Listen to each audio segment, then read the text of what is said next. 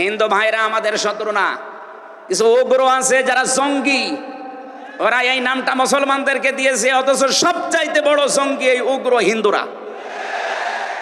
এদের কারণে আজ হিন্দু সমাজেরও বদনাম হয়ে যাচ্ছে।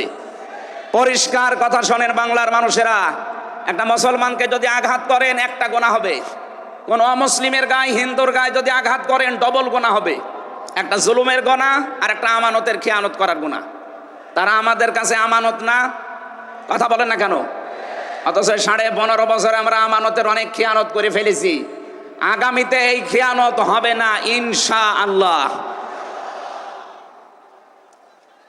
বিশ্ব ইসলামী আন্দোলনের সর্বজন শ্রদ্ধাভাজন নেতৃত্বে যিনি আছেন, আপনাদের সিলেট বিভাগের কৃতি সন্তান, উনি অলরেডি জানিয়ে দিয়েছেন এদেশে যদি ইসলাম আসে সবচাইতে বেশি নিরাপদে থাকবে অমুসলিমরা।